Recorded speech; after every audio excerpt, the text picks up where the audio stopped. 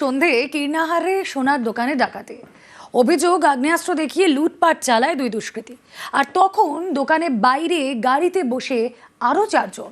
লুটপাটের পর গাড়িতে উঠে চম্পট দেয় ডাকাত দল।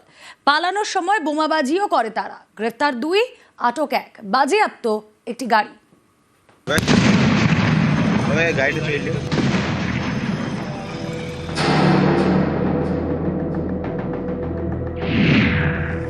সোনার দোকানে লুটপাট, তারপর এভাবেই বোমাবাজি করতে করতে চম্পট দেয় ডাকাত দল। এ ছবি বীরভূমের কীর্ণাহারের। নানুর ব্লকের মধ্যে কীর্ণাহার বাস স্ট্যান্ড। এই এলাকাতেই বাপন কর্মকারের সোনার দোকান।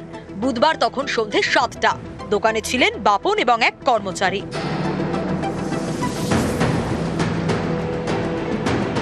অভিযোগ, তখন ক্রেতা সেজে দোকানে ঢোকে এক দুষ্কৃতী।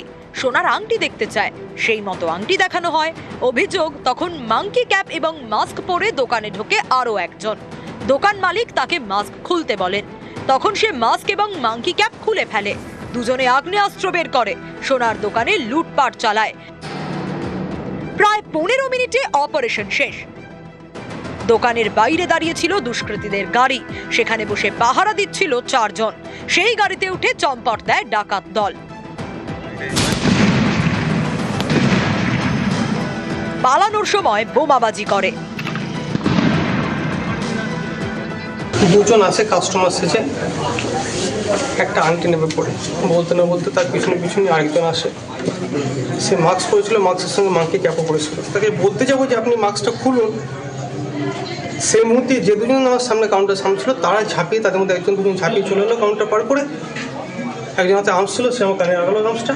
7-8 মিনিটের মধ্যে অপারেশন। দুটো লকার আমার খোলা করিয়ে সেখান থেকে যা ছিল সর্বস্ব নিয়েছে।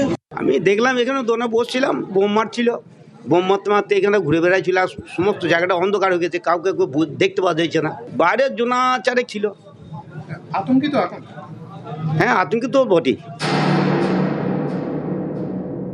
কিনা ব্যবসায়ী মহল প্রচণ্ড আতঙ্কিত। কোনোদিন এরকম পরিস্থিতি পড়ি নাই। আমাদের প্রশাসনের একটাই দাবি, আমাদের যে কোনোভাবে আমাদের ব্যবসার যে সম্পত্তি লুট হয়েছে, যে গয়নাগাড়ি লুট হয়েছে, সেগুলোর জন্য রিকভারি করা হয়। সোনার দোকানে ডাকাতির ঘটনায় ধরা পড়েছে বেশ কয়েকজন।